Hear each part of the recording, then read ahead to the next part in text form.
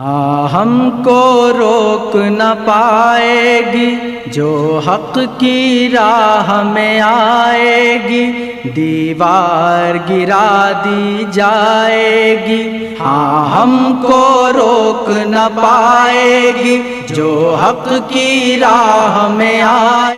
حضرت امام ابو حنیفہ رحمۃ اللہ علیہ سے کے بارے میں منقول ہے کہ جب وہ وضو کرتے تھے لوگ تو ان کو وضو کے پانی کے اندر جو مستعمل پانی ہے اس کے اندر لوگوں کے اعمال بہتے ہوئے نظر آتے تھے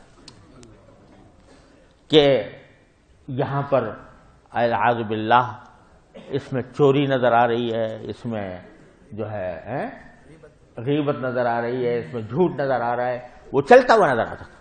حضرت امام ابو حنیفہ رحمۃ اللہ علیہ کو اللہ تعالیٰ نے یہ کشف کا، وہ کہتے ہیں امام حنیفہ رحمۃ اللہ علیہ جو ہے نا وہ کسی کو وضو کرتا ہوا دیکھتے تھے نا، اس کے گناہ دھلتے ہوئے اس کو نظر آ جاتے تھے۔ تو امام حنیفہ بھی سن لینا، انہوں نے بھی آسا چھوڑ جانا ہے، کیا آپ کہانیاں کرا رہے ہیں۔ اور دوسری طرف بخاری مسلم میں حدیث ہے، اللہ تعالیٰ گنہگار شخص کو بلائے گا اور مخلوق سے اس کا پردہ کر کے نا اللہ تعالیٰ فرمائے گا تو نے یہ کیا یہ کیا یہ کیا یہ کیا، قریب ہے کہ وہ کہے گا مارا گیا۔ اللہ فرمائے گا دنیا میں پردہ رکھا تھا نا، چل آج بھی پردہ ہی رکھتا۔ وہ اللہ جو گناہوں پہ پردہ رکھتا ہے وہ امام حنیفہ کو لوگوں کے گناہ دھلتے ہوئے دکھائے گا، اور لعنت ہے آپ لوگوں کی سوچ کے اوپر۔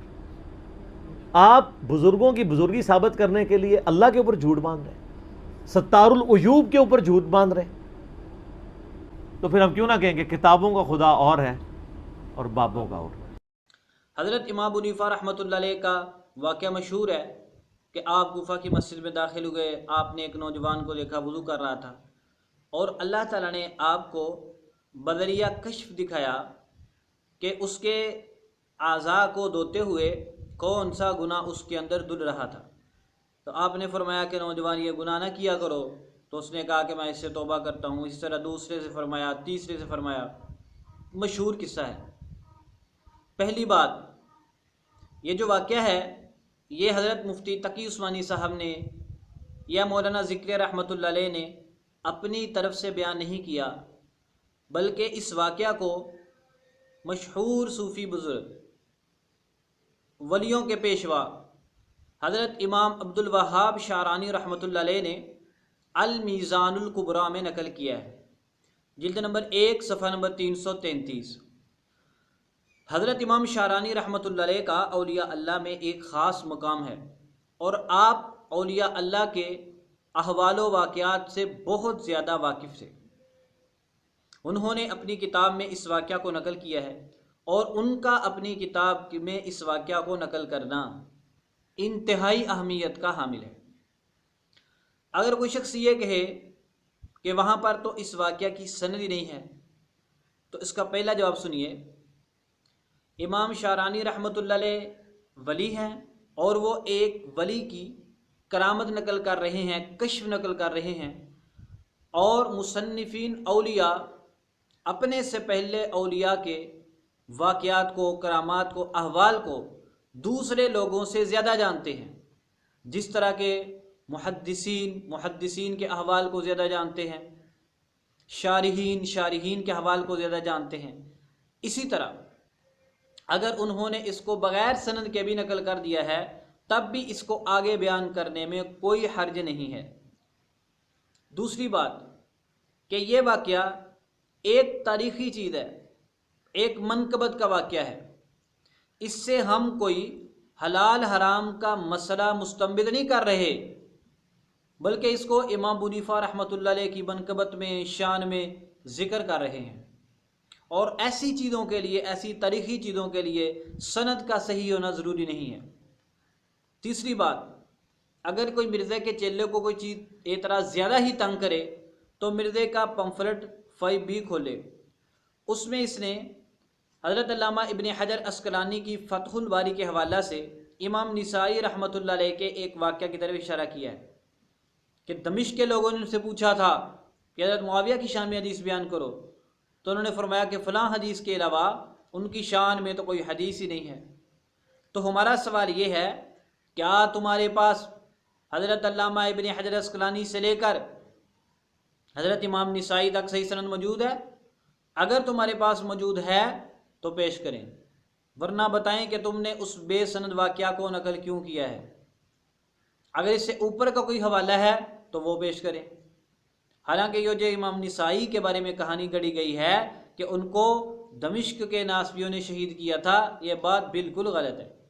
آپ کے اپنے شاگرد ثقہ امام ابن یونس مصری رحمۃ اللہ علیہ نے لکھا کہ امام نسائی رحمۃ اللہ علیہ کا فلسطین میں انتقال ہوا تھا، یعنی عام طبی موت سے آپ دنیا سے تشریف لے گئے، نہ کہ آپ کو مارا گیا تھا۔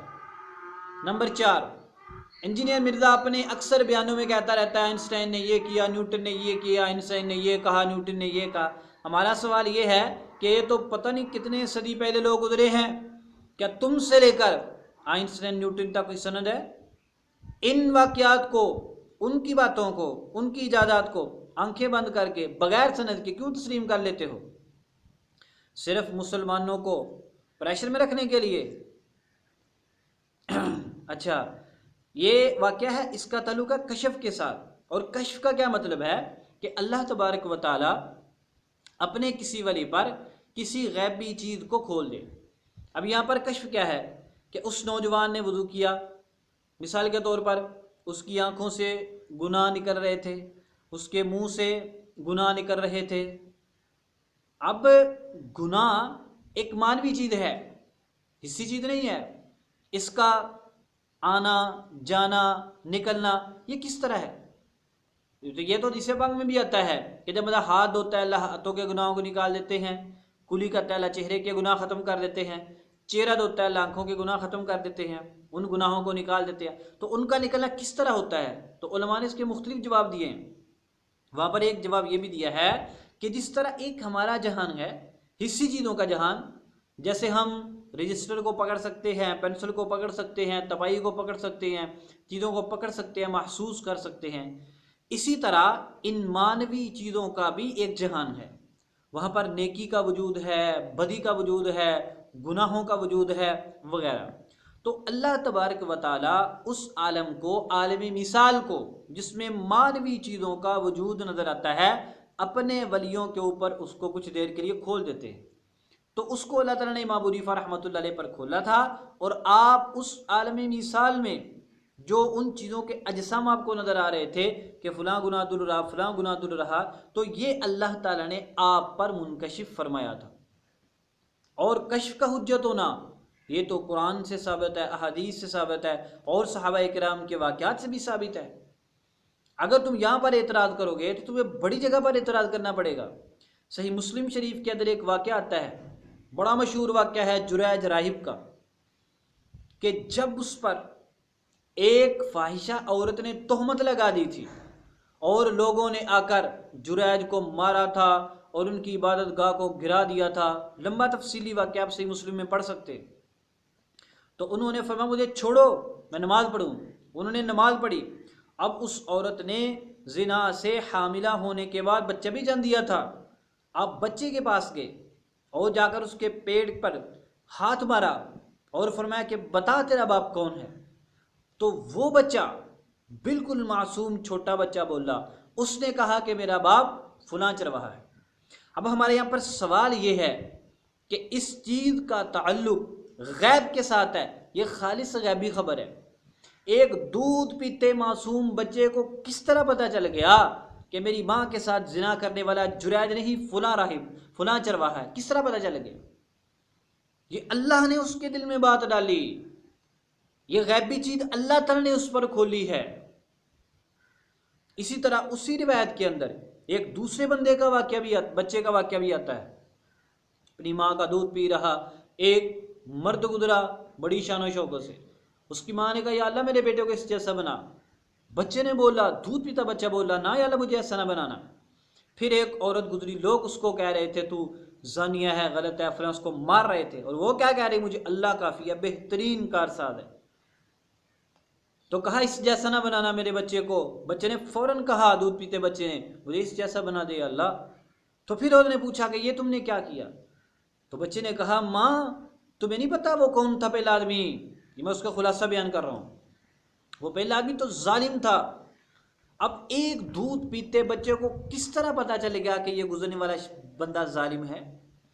وہ جہاں پر ظلم کرتا تھا یہ بچہ اس کے ساتھ رہتا تھا؟ یہ تو بھی ماں کا دودھ پی رہا ہے، یہ کون سا اس کا نوکر چاکر تھا جو اس کے حوال سے واقف تھا؟ تو جیسے اللہ تعالیٰ نے جریج کی پاکی کے لیے بچے پر غیبی چیز کھولی، جیسے اللہ تعالیٰ نے اس عورت کی آنکھیں کھولنے کے لیے اس بچے کے اوپر غیبی چیزوں کو کھولا، اسی طرح اللہ تبارک و تعالیٰ اپنے اولیاء اللہ پر بھی غیبی چیزوں کو منکشف فرما دیتے ہیں۔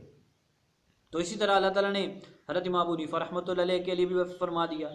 اور صرف یہ امام ابو حنیفہ رحمۃ اللہ علیہ نہیں بلکہ اور بھی بہت سارے اولیاء اللہ کے ساتھ اس طرح کے واقعات پیش آئے ہیں، صحابہ کرام کے ساتھ پیش آئے ہیں۔ الزامی طور پر انجینئر مرزا کے لیے میں ایک حوالہ پیش کرتا ہوں۔ انجینئر مرزا کہتا ہے زبیر علی زئی صاحب کو کہ وہ حق گو عالم دین تھے۔ تو جناب جو زبیر علی زئی صاحب تھے حق گو عالم دین، انہوں نے کتاب لکھی ہے نور العینین، اس کے صفحہ نمبر 47 پر لکھا انہوں نے کہ تفصیل کے لیے مولانا ارشاد اللہ قصری حفظہ اللہ کی لاجواب کتاب توضیح الکلام، صفحہ نمبر 47-48 پر فی وجوب القراءۃ خلف الامام کا مطالعہ فرمائیں۔ یعنی زبیر علی زئی صاحب کے نزدیک ارشاد الحق عصری صاحب کی کتاب توضیح الکلام لاجواب کتاب ہے، بڑے اس کی تعریفیں کرتے ہیں اور کہتے ہیں تفصیل کے لیے اس کتاب کو پڑھیں۔ اب ہمارے سامنے توضیح الکلام ہے جناب ارشاد الحق عصری صاحب کی لکھی ہوئی، اس کا صفحہ نمبر ہے 762، اس پر انہوں نے ایک واقعہ نقل کیا ہے۔ امام ابو حنیفہ رحمۃ اللہ علیہ کے واقعہ پر اعتراض کرنے والے ذرا آنکھوں کو کھول کر اور کانوں کو کھول کر اس واقعہ کو سنیں بھی دیکھیں بھی۔ مثلا حضرت عثمان رضی اللہ تعالیٰ عنہ کے متعلق مشہور ہے کہ آپ کی مجلس میں ایک آدمی آیا جس نے راستہ میں ایک عورت کو نظر بد سے دیکھا تھا۔ آپ نے فرمایا کہ بعد میرے پاس آتے ہیں حالانکہ ان کی آنکھوں میں زنا کے اثرات ہوتے ہیں۔ تو کسی نے کہا کہ سلسلہ وحی ختم ہو جانے کے بعد کیا یہ آپ پر وحی نازل ہوئی ہے؟ یعنی آپ کو کیسے پتہ چل گیا کہ اس بندے نے آنکھوں سے زنا کیا ہے؟ آپ تو ادھر مجلس میں بیٹھے، وہ بندہ باہر سے آ رہا، یہ غیبی چیز آپ پر کس طرح منکشف ہوئی؟ یعنی اس کا سوال یہ تھا۔ تو آپ نے فرمایا نہیں، یہ وحی نہیں، یہ تو فراست ہے۔ حضرت علامہ سبکی رحمۃ اللہ علیہ نے الطبقات الشافیہ جلد نمبر 2 صفحہ نمبر 67 میں یہ واقعہ نقل کرتے ہوئے اس پر بہترین تبصرہ کیا ہے۔ توضیح الکلام ارشاد الحق عصری صاحب جو زبیر علی زئی صاحب کی بقول لاجواب کتاب ہے، صفحہ نمبر 762۔ اب اس واقعہ سے کیا پتہ چلا؟ اب جو تم اعتراض امام ابو حنیفہ رحمۃ اللہ علیہ پر کرو گے وہی اعتراض سیدنا عثمان رضی اللہ تعالی عنہ پر بھی جائے گا، اور جو غیر مقلدین مولانا ذکریہ رحمۃ اللہ علیہ کے اس نقل کردہ واقعہ پر اعتراض کرتے ہیں، امام ابو حنیفہ رحمۃ اللہ علیہ پر اعتراض کرتے ہیں، وہ ارشاد الحق عصری صاحب پر کرے، سیدنا عثمان رضی اللہ تعالیٰ پر کرے، امام سبکی رحمۃ اللہ علیہ پر کرے، تو وہ کیا فرما رہے؟ حضرت عثمان نے ادھر بیٹھی دیکھ لیا کہ یہ بندہ تو بد نظری کر کے آیا ہے۔ اب انجینئر کہتا ہے وہ حدیث بنتی جڑتی ہے نہیں، اور پتہ نہیں کتوں چک کے نال جوڑتی۔ اللہ تعالیٰ قیامت کے دن ایک شخص کو لائے گا اور اس کے گناہ گنوائے گا، وہ بندہ سمجھے گا میں تو ہلاک ہو گیا، تو اللہ تعالیٰ فرمائے گا پہلے میں نے پردہ ڈالا ابھی میں پردہ ڈالتا ہوں۔ کہتا تو اللہ تعالیٰ تو پردہ ڈالتے ہیں اور یہ کہتے ہیں کہ اللہ نے منکشف کر دیا۔ تو جناب اگر اس حدیث کو لے کر، حالانکہ اس حدیث کو لے کر اعتراض بنتا نہیں ہے کیونکہ وہ تو اللہ تعالیٰ کی ایک خاص رحمت کا بیان ہے جو ایک بندے کے ساتھ خاص ہے، وہ کون سا سارے گناہ گاروں کے ساتھ اسی طرح کر کے ان کو جنت میں داخل کر دیا؟ ایسا تو نہیں ہوگا، پھر تو نہ کوئی شفاعت کی ضرورت ہے اور نہ ہی کوئی مسلمان جہنم میں جائے گا، سارے لوگ اس طرح بچ جائیں گے۔ نہیں، وہ صرف خاص ایک بندے کے لیے ہے۔ اس حدیث کو عمومی بنا کر پیش کرنا بالکل غلط ہے، اور اگر اللہ تعالیٰ نہیں منکشف کرتے، نہیں دکھاتے، تو امام ابو حنیفہ رحمۃ اللہ علیہ کے قصے پر اعتراض ہوتا ہے تو حضرت عثمان رضی اللہ عنہ کے واقعہ پر بھی یہ تو اعتراض بنتا ہے۔ حالانکہ یہ اعتراض نہ ان پر ہے نہ ان پر ہے، اللہ تعالیٰ نے ان لوگوں کے گناہوں کو بزرگوں پر، اللہ تعالیٰ ہر ایک پر نہیں کھولتے، کیوں؟ لوگ متنفر نہ ہو جائیں، ان کو ذلیل کرنا نہ شروع کر دیں۔ اللہ تعالیٰ اولیاء اللہ پر اس لیے کھولتے ہیں تاکہ یہ گناہوں کے اثرات سے واقف ہو سکیں اور لوگوں کو گناہوں کے اثرات کا نقصان سمجھائیں، اور تاکہ جو لوگ گناہوں کے اندر مبتلا ہیں ان کو گناہوں سے بچنے کی ترغیب دیں اور ان کو توبہ کی تلقین کریں۔ اور واقعی اس طرح ہوا، امام ابو حنیفہ رحمۃ اللہ علیہ نے توبہ کی تلقین کی اور لوگوں نے توبہ کی بھی۔ تو لہذا اس حدیث کو، اس واقعہ کو لے کر ان کشفی واقعات کے ساتھ ٹکرانا بالکل غلط ہے۔ مولانا نے پردہ ڈالا، بالکل ٹھیک بات ہے، دنیا میں بھی اللہ تعالیٰ لاکھوں کروڑوں لوگوں کے گناہوں پہ پردہ ڈالتا ہے۔ اللہ منکشف کب کرتا ہے؟ اولیاء اللہ پر، جب اس بندے کی اصلاح مقصود ہوتی ہے۔ تو لہذا حضرت امام ابو حنیفہ رحمۃ اللہ علیہ کے واقعہ پر اعتراض کرنا بالکل غلط ہے۔ اس کا تعلق آپ کی منقبت کے ساتھ ہے، آپ کی کرامت کے ساتھ ہے، آپ کے کشف کے ساتھ ہے۔ یہ ایک تاریخی واقعہ ہے جو منقبت کی چیز ہے، اور اس کو لے کر بزرگوں پر اعتراض کرنا اور یہ کہنا کہ شرم کرو فلاں کرو، یہ بات بالکل غلط اور فضول ہے۔